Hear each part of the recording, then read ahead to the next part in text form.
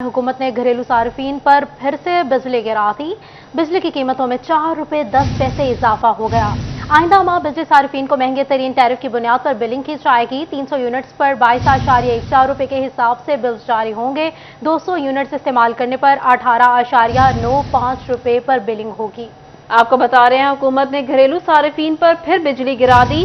बिजली की कीमतों में 4 रुपए 10 पैसे इजाफा। आइंदा माह बिजली सार्फिन को महंगे तरीन टैरिफ की बुनियाद पर बिलिंग की जाएगी। 300 यूनिट पर 22.14 रुपए के हिसाब से बिल्स जारी होंगे। इसी हवाले से मजीद तफसीलात जान लेते हैं अवैस अली से। जी अवैस, बताइएगा। आज बिल्कुल महंगाई की मारी अवाम पर एक बार फिर हुकूमत ने जो है वो बिजली बम गिरा दिया है। इस बार बिजली के फी यूनिट में 4 रुपए 10 पैसे का इजाफा किया गया है और महंगे टैरिफ की बुनियाद पर अगले माह जो है वो सार्फिन को बिजली के बिल भेजे जाएंगे। पहले ही सार्फिन की जानिब से बिजली के बिल अदा नहीं किए जा रहे। माहानावार बिजली के बिल शहरियों की तनख्वाहों से भी ज्यादा हो चुके हैं। हमारे साथ इस वक्त उनसे जानते हैं कि इस हवाले से उनका क्या कहना है। अच्छा सर, हमें ये बताइएगा कि बिजली के बिलों ने पहले ही कमर तोड़ रखी है। एक बार हुकूमत की जानिब से फिर बिजली के फी यूनिट में इजाफा कर दिया गया है, क्या कहेंगे इस वाले से? आप तो बिजली के बिल की बात कर, रात का तो पेट्रोल पंप भी गिर चुका है। ये आवाम को, मेरा ख्याल है ये पीडीएम जो आई है, ये गवर्नमेंट प्री प्लान आई है, ये आवाम को जिंदा नहीं मारने रखने के लिए आई हुई है। इनका कमीशन है, गरीब को मकाओ और मुतवस्सित तबके को खत्म कर दो और अमीरों को छोड़ दो। ये इनकी प्री प्लानिंग पॉलिसीज है। जैसे आपने देखा जो उन्होंने बिल पास किए हैं, इसमें किस गरीब को रिलीफ दिया गया हुआ? ये इनकी घर की जगीर है, जब चाहे बिल पास करके अपने आप को बचा लें और गरीब आवाम को रोड़ा लगा दें। अब जो बिल आ रहे हैं इसमें खुदकुशियां नहीं होगी तो और क्या होगा, डकैतियां नहीं होगी तो और क्या होगा। जब चाहते क्या है इस मुल्क से, इन्होंने छोड़ना क्या? आप तो खुद बाहर बैठ के जाके सब कुछ लेके, और हमारे पास ये क्या छोड़ के जा रहे हैं? ये लड़ाइयाँ, झगड़े, कत्ले, गारत और खून खराबा और डकैतियाँ। जब पुलिस क्या करेगी? पुलिस कुछ भी नहीं कर सकती। थोड़ी सी पुलिस है और डकैतियों की तादाद ज्यादा होती जा रही है और दिन ब दिन बढ़नी है। अच्छा, बिल्कुल महंगाई की वजह से जराइम भी बढ़ा है। हमारे साथ कुछ और शाही मौजूद है। आप हमें बताइएगा कि बिजली के बिल पहले ही बहुत ज्यादा हैं, एक बार फिर बिजली के फी यूनिट में इजाफा कर दिया गया, क्या कहेंगे इस वाले से? इस हुकूमत को अवाम का बिल्कुल कोई फिक्र नहीं है। इनको अपनी चोरी बचाने का फिक्र है। इन्होंने अपनी वो चोरियां ख़त्म करवानी थी, वो इन्होंने बिल पास करवा लिए हैं। अवाम का बिल्कुल कोई फिक्र नहीं है। चोरियां ज़्यादा शुरू हो गई हैं और डकैतियां भी शुरू हो गई हैं। तो बेहतर यही है कि जे नए इलेक्शन करवा के कोई अच्छी हुकूमत बने और अवाम को रिलीफ दिए। जी बिल्कुल, हुकूमत से अवाम तंग आ चुके हैं। कुछ और शहरी हैं। आप हमें बताइएगा कि बिजली के बिल पहले ही बहुत ज्यादा हैं, अब फिर बिजली की कीमतों में इजाफा हो गया, क्या कहेंगे इस वाले से? जी जो बिजली के टैरिफ में 4 रुपए 10 पैसे फी यूनिट का इजाफा हुआ है, मैं समझता हूँ ये गरीब आदमी को बिल्कुल मारने की कोशिश है। अभी कुछ दिन पहले की बात है कि हमारी कॉलोनी में एक बंदे की जो है वो हार्ट अटैक से डेथ सिर्फ बिजली का बिल देख के हुई थी। अवाम इस वक्त इस सूरत हाल में है कि लोग खुदकुशियों पे मजबूर हैं, जराइम में बेपनाह इजाफा हो रहा है। मौजूदा हुकूमत को गरीब के मसाइल से कोई दिलचस्पी ही नहीं। मौजूदा हुकूमत तो सिर्फ ऐसा लग रहा है कि अपने केसेस ख़त्म करवाने के लिए आई थी, वो इन्होंने करवा लिए। अब उनकी जो है गरीब आदमी की कोई परवाह नहीं है। मेरा ख्याल है कि हुकूमत को होश के नाखून लेने चाहिए और गरीब की इस प्रॉब्लम में जो है ना वो मजीद इजाफा बनने की बजाय उसकी दाद रसी करनी चाहिए। बिल्कुल, हुकूमत को गरीब की कोई परवाह नहीं है। कुछ मजदूर तबका अफराद भी यहाँ पर। अच्छा, हमें बताइएगा कि बिजली की कीमतों में 4 रुपए 10 पैसे का इजाफा हुआ है। बहुत शुक्रिया अवैस अली, आप हमें तफसीलात से आगाह कर रहे थे। रेलवे मुलाजमीन के लिए बिजली का नया टैरिफ। रेलवे हुकाम ने टैरिफ पर अमल दरामद हर सूरत यकीनी बनाने की हिदायत कर दी। नेपरा इजाफे के बाद रेलवे दफातर और मुलाजमीन की रिहाइश गाहों के लिए टैरिफ में इजाफा कर दिया गया। आपको बता रहे हैं रेलवे मुलाजमीन के लिए बिजली का नया टैरिफ। रेलवे हुकाम ने टैरिफ पर अमल दरामद हर सूरत यकीनी बनाने की हिदायत जारी कर दी। नेपरा इजाफे के बाद रेलवे दफातर और मुलाजमीन की रिहाइश गाहों के लिए टैरिफ में इजाफा कर दिया गया है। आपको बता रहे हैं रेलवे मुलाजमीन के लिए बिजली का नया टैरिफ। रेलवे हुकाम ने टैरिफ पर अमल दरामद हर सूरत यकीनी बनाने की हिदायत कर दी। नेपरा इजाफे के बाद रेलवे दफातर और मुलाजमीन की रिहाइश गाहों के लिए टैरिफ में इजाफा कर दिया गया। इसी हवाले से मजीद तफसीलात जान लेते हैं सईद अहमद से। जी सईद, बताइएगा। जी बिल्कुल, रेलवे मुलाजमीन के लिए बिजली का नया टैरिफ है वो जारी कर दिया गया है और रेलवे हेडक्वार्टर ने टैरिफ पर अमल दरामद के लिए हर सूरत यकीनी तौर पर बनाने की हिदायत हैं वो कर दी है। नेपरा इजाफे के बाद रेलवे दफातर और मुलाजमीन की राशगाहों के लिए टैरिफ में इजाफा है वो किया गया है और इजाफे के मुताबिक 100 यूनिट तक बिजली के इस्तेमाल पर टैरिफ में कोई तब्दीली है वो नहीं की जाएगी, जबकि 101 से 200 यूनिट तक टैरिफ में 37 पैसे है वो इजाफा किया गया है, जबकि 201 से 300 यूनिट इस्तेमाल करने पर 67 पैसे और 301 से 400 यूनिट इस्तेमाल करने वाले सार्फिन को 90 पैसे फी यूनिट इजाफा है वो किया गया है, और 401 से 500 यूनिट इस्तेमाल करने वाले सार्फिन के लिए ₹1.65, जबकि 600 यूनिट तक इस्तेमाल करने वाले सार्फिन यूनिट इजाफा है वो कर दिया गया है। और नोटिफिकेशन है वो नोटिफिकेशन के मुताबिक 500 यूनिट इस्तेमाल तक 2 बहुत शुक्रिया सईद अहमद हमें आगाह करने के लिए। आपको बताएं, हुकूमत ने पिछले पहर रात 2 बजे पेट्रोल महंगा कर दिया। पेट्रोल ₹1.45 महंगा, नई कीमत ₹237.43 फी लीटर मुकर्रर कर दी गई। मिट्टी का तेल ₹8.30 फी लीटर सस्ता हो गया, नई कीमत ₹202.02 हो गई है। इसी सिलसिला में मजीद तफसीलात जान लेते वकार घुमन से। जी वकार, बताइएगा। और जी, हुकूमत ने रात के अंधेरे पर सोए हुए आवाम को एक झटका दिया है और ₹1.45 फी लीटर पेट्रोल की कीमत बढ़ाई है। इस वक्त हम चिन्नौट के एक पेट्रोल पंप पर मौजूद हैं। यहाँ पे जो पेट्रोल खरीदने लोग आ रहे हैं उनसे भी बात करते हैं, वो इस पर क्या कहेंगे। भाईजान, हुकूमत ने दोबारा पेट्रोल बढ़ा दिया, क्या कहेंगे? सर जिला में है और क्या है, जिला में बहुत ज्यादा, बाहर कम है और यहाँ ज्यादा है, ये ज्यादती है। बिल्कुल जी, लोगों का ये कहना है कि ये जुल्म है। रिक्शे वाले खास तौर पे इनसे भी बात करते हैं। पेट्रोल की कीमत फिर बढ़ गई है, क्या कहेंगे? किराए बढ़ा दिए हैं आपने भी? किराया सारी किराया देंदी कोई पेट्रोल एडा महंगा होया, सारी किराया नहीं देंदी, मिलती को नहीं सारी। बल्कि की कहोगे पेट्रोल महंगा होने? पेट्रोल महंगा की होवे तो की कहना, बददवाई देनी और की कहना। भाई साहब, पेट्रोल महंगा हो गया, किराए भी बढ़ गए ने। किराया भी बढ़ गया लाजमन जी, हम दसो मजबूरी हर शायद अग लगी हुई पेट्रोल बढ़ाने नाल तो हुकूमत सोचती को नहीं, गरीब आदमी की करे बेचारा। आटा है तो महंगा हो गया, हर चीज की आग लग गई। हम जैसे खरीदन जाओ पेट्रोल महंगा हो गया, हर चीज महंगी। कोई हुकूमत सोचे, कोई गरीबा का भी सोचे कोई। बिल्कुल जी, इनका ये कहना है कि हुकूमत गरीबों का कुछ भी नहीं सोच रही। भाई साहब, पेट्रोल महंगा हो गया है। बस जी ये आवाम की पहुंच से जो अपना बहुत दूर होता जा रहा है। गरीब मजदूर बंदे हैं, मजदूरी करते हैं, बहुत मुश्किल से घर का गुजारा होता है। ऊपर से ये पेट्रोल का बम जो है ये हर दफा जो है ये बढ़ता ही जा रहा है, बढ़ता ही जा रहा है। तकरीबन 240 पेट्रोल ₹1.45 महंगा कर दिया गया है। बहुत शुक्रिया वकार गुमन, आप हमें तफसीलात से आगाह कर रहे थे। अब बात करते हैं यूटिलिटी स्टोर्स में महंगाई के हवाले से। यूटिलिटी स्टोर्स में अशिया ज़रूरिया मजीद महंगी हो गई। मिर्च, हल्दी, काले मिर्च, मसाला जात की कीमतों में इजाफा। यूटिलिटी स्टोर्स में कीमतों में इजाफे का नोटिफिकेशन जारी। यूटिलिटी ब्रांड के मसाला जात की कीमतें बढ़ा दी गई। यूटिलिटी ब्रांड की 400 ग्राम मिर्च ₹40 महंगी, 200 ग्राम मिर्च की कीमत 320 से बढ़ाकर 360 रुपए कर दी गई। इसी पर बात कर लेते हैं वसीम अजीज से। जी बताइएगा। इसी पर बात कर लेते हैं, वसीम अजीज मौजूद है हमारे साथ। जी वसीम, आप मुझे सुन पा रहे हैं? जी बिल्कुल, जंग में यूटिलिटी स्टोर के पर जो है वो आटे की शदीद किल्लत के बायस जो है वो शहरियों को शदीद मुश्किलात का सामना तो था ही, मगर दूसरी जानिब हुकूमत पाकिस्तान की जानिब से यूटिलिटी स्टोर पर मिसाला जात की कीमतों में जो है वो इजाफा कर दिया गया है।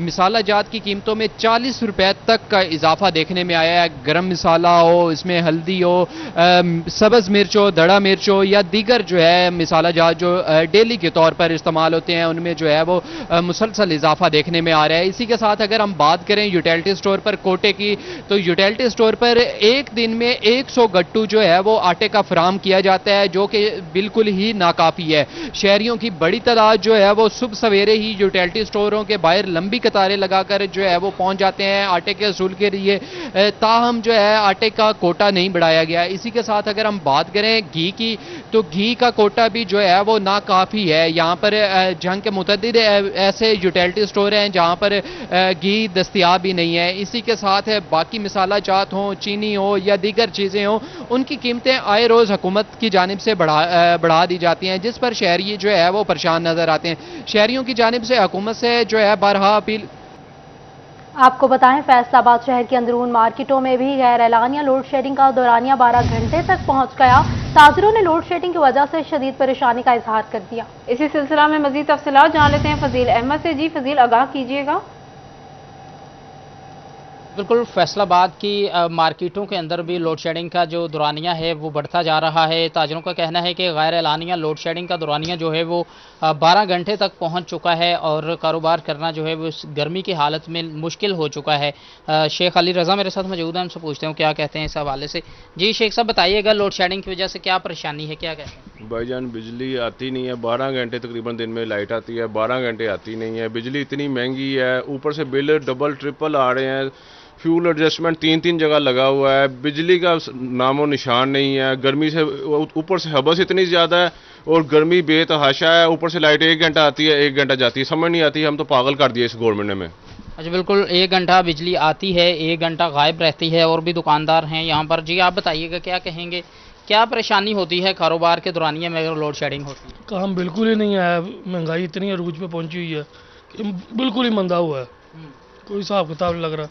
लेकिन लोड शेडिंग बेतहाशा हुई है, 10 मिनट आती है, 2 घंटे जाती है, ऐसे ही सूरत हाल है। अच्छा बिल्कुल, बिजली बार बार बंद होने से कारोबार जो है वो भी मुतासर हो रहा है। ताजरों की जानिब से ही कहा जा रहा है लोड शेडिंग की वजह से ताजिर शदीद परेशान हैं। बहुत शुक्रिया फजील अहमद, आप हमें तफसीलात से आगाह कर रहे थे।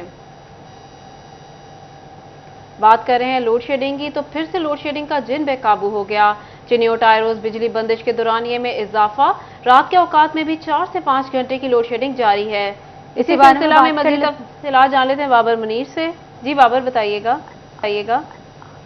बिल्कुल जी, अगर लोड शेडिंग की बात की जाए तो फैसलाबाद डिवीज़न के बाकी शहरों की तरह ज़िला चिन्योट में भी सूरत हाल कोई मुख्तलिफ नहीं है। यहाँ पर भी जो लोड शेडिंग है उसका सिलसिला जो है वो जारी है। दिन में लोड शेडिंग थी, अब रात में भी शहरियों की नींदें जो है उड़ गई हैं, जिस वजह से उन्हें मुश्किलात का सामना करना पड़ रहा है। और उनका इस सिलसिला में कहना है कि आए रोज़ जो लोड शेडिंग है उसका दौरानिया भी बढ़ रहा है। शहरी मौजूद हैं, उनसे बात करते हैं। कौन से मोहल्ले के रिहायशी हैं, कितनी लोड शेडिंग हो रही है? सरारा रोड जी, महला अहमदपुरा, उधर रिहायशी हैं। रोजाना घंटा जाती पई है, घंटा आती पई है, घंटा जाती पई है, घंटा आती है।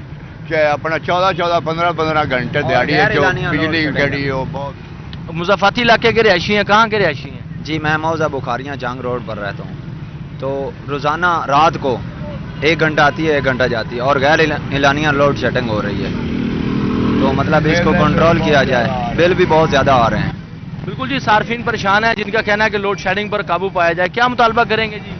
सर यही मुतालबा है कि बत्ती आवे, वैसे तो गर्मी तो मार गए, बच्चे मार गए, नहीं नमदी कोई नहीं, काम कोई नहीं, रोजगार कोई नहीं, क्या करे यार। हाँ जी बिल्कुल जी, गरीब आदमी भी परेशान है जिसका कहना है कि रोजगार। बहुत शुक्रिया बाबर मुनीर हमें आगाह करने के लिए।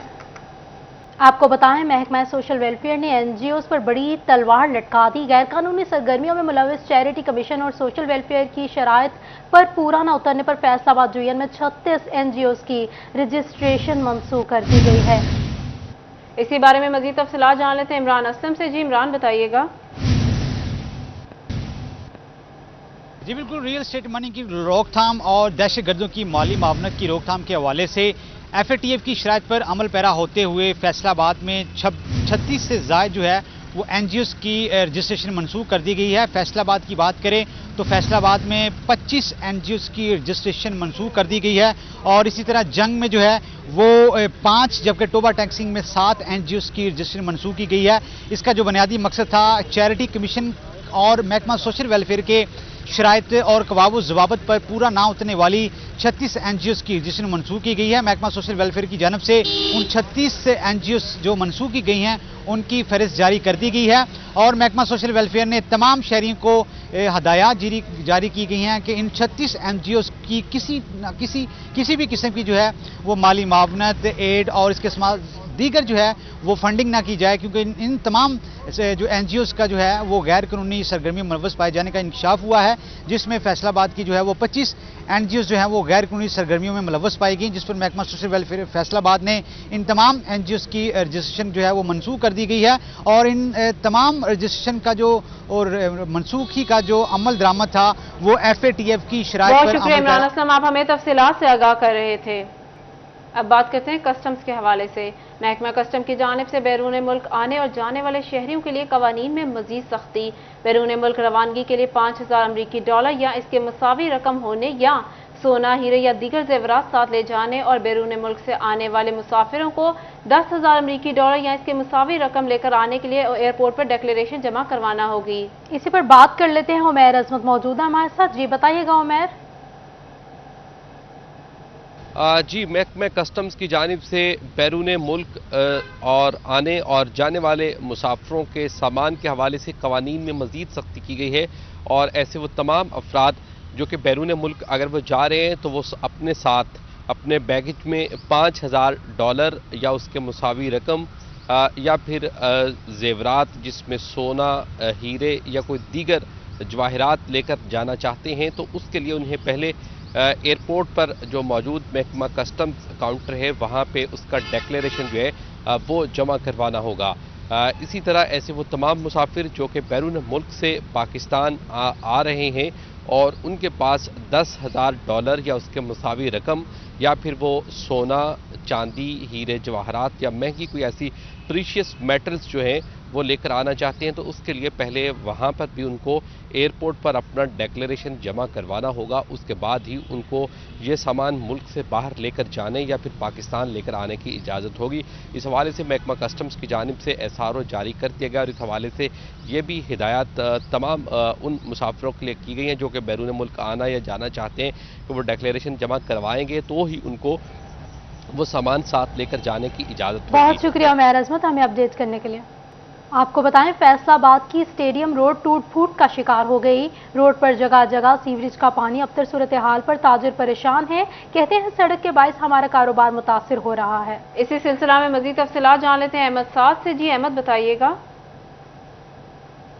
हाँ जी बिल्कुल, फैसलाबाद का जो वाहिद हॉकी स्टेडियम और वहाँ की जो सड़कें हैं वो टूट फूट का शिकार है। उसके साथ साथ सड़कों पे जो बड़े बड़े गड्ढे पड़े हुए हैं, सीवरेज का भी मसाइल है जिसकी वजह से ताजर बरादरी और जो कारोबारी तबके के लोग हैं वो काफ़ी परेशान दिखाई दे रहे हैं, जिससे उनके जो कारोबार मुतासिर होने का भी खदशा है। इधर जो राहगीर हैं, शहरियों ने भी शदीद मुश्किलात का सामना है। इसी वाले से यहाँ पर हमारे पास जो है वो कारोबारी तबके के ताजर बरादरी के लोग मौजूद हैं, उनसे पूछते हैं। जी सर ये बताइएगा कि ये एक वाहिद हॉकी स्टेडियम है, इधर कारोबार भी सारा इधर होता है गाड़ियों से रिलेटेड, तो ये सड़क ऐसे टूटी है, सीवरेज का भी मसाइल है, तो मतलब कभी कंप्लेन नहीं की, शिकायत नहीं की या क्या मुतालबा करता है हुकूमत से? ये जी हमारा एक तो ये फैसलाबाद का मेन एरिया है मदीना टाउन, उसमें ये हॉकी स्टेडियम है। दूसरा ये है कि आप देख लें ये इंटरनेशनल स्टेडियम है। इंटरनेशनल स्टेडियम होने के बावजूद इसमें आपने हालात देख लिए हैं जितने, और इसमें तकरीबन 70 से 80 शोरूम हैं जो कारोबारी हजरात जो इधर काम करते हैं उसमें। उसके अलावा इधर 4-5 होटल हैं फैसलाबाद के जो आम बड़े होटल हैं। लेकिन इधर हमारे पास DCOs कमिश्नर साहब कई दफ़ा आए हैं, AC साहब आए हैं, वादे करके चले गए हैं, लेकिन किसी ने ये इसके बारे में कोई एक्शन नहीं लिया, कोई स्टेप नहीं लिया। एक तो सीवरेज का मसला बड़ा मेन जो है ना, जहाँ पे सीवरेज जो है वो हमेशा ही जो है ना पानी रहता है, इधर लीकेज रहती है, ओवरफ्लो रहता है। और दूसरा उसी सीवरेज के पानी की वजह से सॉरी यहाँ सड़क जो है ना सारी टूट फूट का शिकार है, और ये तकरीबन पिछले 5-7 साल से है। लेकिन हमारे ज़ाहिर है हम टैक्स भी देते हैं, हमारे बिलों में भी टैक्स आते हैं, वैसे भी हमारा प्रोफेशनल टैक्स है 20,000 रुपये एनुअल, वो हम देते हैं और सारे शोरूम वाले देते हैं, वो किसी को माफ़ नहीं है। लेकिन वो देने के बावजूद जो है ना, ये आप देख लें कि हमने कई दफ़ा उनके गुजारिश भी है किया जाके कमिश्नर साहब के पास या DCO साहब के पास, लेकिन किसी ने तवज्जो नहीं दी। और हमारा जो है एक तो वैसे बुरा लग रहा है, दूसरा ये हमारा नुकसान होता है। फैसलाबाद की हॉकी स्टेडियम रोड टूट फूट का शिकार है। बहुत शुक्रिया अहमद साद, आप हमें तफसीलात से आगाह कर रहे थे। सईद कॉलोनी में सेवरेज इशू की भरमार। सईद कॉलोनी नो को एरिया में तब्दील। 2 माह से गलियों में सेवरेज का पानी मौजूद था, हाल नकासी ना हो सकी। इसी बारे में बात कर लेते हैं। खिलजा लियाकत मौजूद है हमारे साथ। जी बताइएगा खिलजा। जी बिल्कुल, मैं इस वक्त सैयद टाउन के इलाके में मौजूद हूँ। यहाँ पर सीवरेज का पानी जो है वो बहुत इस हद तक है कि जो गलियाँ हैं वो डूबी हुई हैं। इस इलाके में जो 2 वज़ीर मुमलिकत भी जो है वो रह चुके हैं, मियाँ फारूक हबीब और आदिल बिदी शेर अली, सबके बावजूद भी इस इलाके की इस हद तक खस्ता हाल है कि मेरे साथ जो डिफरेंट जो शहरी हैं वो मौजूद हैं, इनसे इस हवाले से पूछते हैं। मेरे साथ एक खातून मौजूद हैं। जी बताइएगा इस सीवरेज के पानी से किस तरह से मुतासिर हो रहे हैं? मैं जा रही थी बेटे को लेके, वो मैं गिर पड़ी, इधर मेरे बाजू गिर गया, टूट गया, इतना टूटा है मेरा बाजू। मैं बाजू अपना पता नहीं कैसे लेके फिर मैं घर गई, घर जाके फिर मैंने दिखाया, वो मेरे साथ लड़ने लग गया, कहता है यार आपकी बात तो झूठी है। मैं कहा नहीं मैं झूठ तो नहीं बोल रही, मैं गिर गई थी इधर। हाँ तो मैं बिल्कुल इनका कहना है कि ये जो सीवरेज का पानी है इसकी वजह से बहुत हादसात जो पेश आ रहे हैं, बच्चे जो गिरते हैं। अम्मा भी मेरे साथ मौजूद हैं जिनका बाजू टूट गया। मेरे साथ एक और शहरी मौजूद है, इनसे इस हवाले से पूछते हैं। जी बताएं कि ये जो पानी है इसकी वजह से क्या हादसा पेश आते हैं, क्या मसले मसाइल देखते हैं? जी मैं सबसे पहले तो 41 चैनल का शुक्रिया अदा करता हूं कि वो हमारे मोहल्ले सर सिया टाउन की आवाज़ बना और हमारे परेशानी में हमारे साथ शामिल हुआ। मैडम बात ये है कि 2 माह से ये सीवरेज की लाइन इधर से बैठी हुई है। बहुत शुक्रिया फिजा लियाकत हमें अपडेट करने के लिए। आपको बताएं टोबा टेक सिंह के इलाका गाजियाबाद में सब्जी मंडी की गली सड़ी सब्जियां और कूड़ा करकट फेंका जाने लगा। सब्जियों से उठने वाले ताफून ने अहले इलाका का सांस लेना मुहाल कर दिया। कहते हैं म्यूनिसिपल कमेटी का अमला सफाई करने को तैयार नहीं है। इसी सिलसिला में मजीद तफसीलात जान लेते हैं उसामा यासीन से। जी उसामा बताइएगा। मैं इस वक्त टोबा टेक सिंह सब्जी मंडी के बैक साइड पर मौजूद हूँ। यहाँ पर सब्जी मंडी की इंतजामिया की जानिब से शाम के औकात में जब सफाई की जाती है तो जो कूड़ा करकट है वो यहाँ से उठाने की बजाय पीछे इलाका में फेंक दिया जाता है, जिसकी वजह से इलाका मकीन मुश्किलात का सामना कर रहे हैं और तूफान की वजह से उनका जीना मुहाल हो चुका है। मेरे साथ इलाका मकीन भी मौजूद हैं, बुजुर्ग शहरी, उनसे बात कर लेते हैं। जी बुजुर्गों दसो कि गंदगी जो आँदी है इधर तुहानू इस की मसला है, तुसीं की शिकायत की ये बारे किसी? हाँ जी यार दफ्तर वाले ने कहा कि इन्होंने दरखास्त देनी चाहिए कि ये गंदगी इधर ना फेंकन तो इंतजाम किया जाए, गंदगी जाके मतलब किसी होर लै जाए करन। जिन्ने भी लिफाफे है मंडी वालों आते इधर नूं दफ्तर वाल भी आ जाते और मेरे वाले इधर डेरे वाल भी आ जाते हैं तो मतलब गंदगी फैल जाती है और जो लंघना मतलब बू आती है। हाँ जी बिल्कुल तूफान फैल रहा है। मेरे साथ और भी शहरी मौजूद है, उनसे बात कर लेते हैं। जी आप बताओ भाई कि इसकी मसला क्या मसला है और क्या कहना चाहते हैं? भाई बदबू बड़ी आती, बहुत गंदगी है। सफाई वाले जिन्ने भी आते हैं कख चकते बस छापर चकते चल जाते। सफाई की वजह तो सफाई होनी चाहिए, गंदगी बहुत आती है, लंघते टपते ही बहुत आती, छापर घर जाते हैं। जी बिल्कुल बहुत शुक्रिया उसामा यासीन, आप हमें तफसीलात से आगाह कर रहे थे। खबर शामिल करते हैं फैसलाबाद से, जहां ट्रेड एसोसिएशन की जानिब से नए साल के अहदेदारान सामने आने लगे। All Pakistan Cotton Power Loom Association की जानिब से नए अहदेदारान का ऐलान। एजाज अहमद नागरा सेंट्रल चेयरमैन नामजद, पहली खातून अहदेदार Mrs Sumaira Khalid zonal chairman कामयाब हुई। आपको बता रहे हैं फैसलाबाद ट्रेडर्स एसोसिएशन की जानिब से नए साल के ओहदेदार सामने आ गए हैं। All Pakistan Cotton Power Looms Association की जानिब से नए ओहदेदारों का ऐलान किया गया है। एजाज अहमद नागरा सेंट्रल चेयरमैन नामजद हो गए हैं। पहली खातून ओहदेदार Mrs Sumaira Khalid zonal chairman कामयाब हो गई हैं। इसी सिलसिला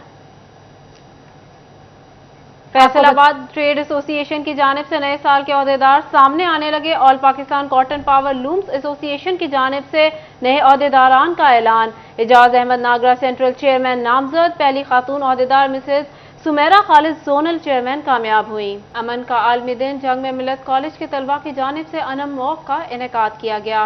वॉक में तलबा की जानिब से सफ़ेद परचम और प्ले कार्ड्स भी अवैजा किए गए, जिन पर अमन के पैगाम दर्ज थे। इसी पे बात कर लेते हैं, अवैस खान मौजूद है हमारे साथ। जी बताइएगा अवैस।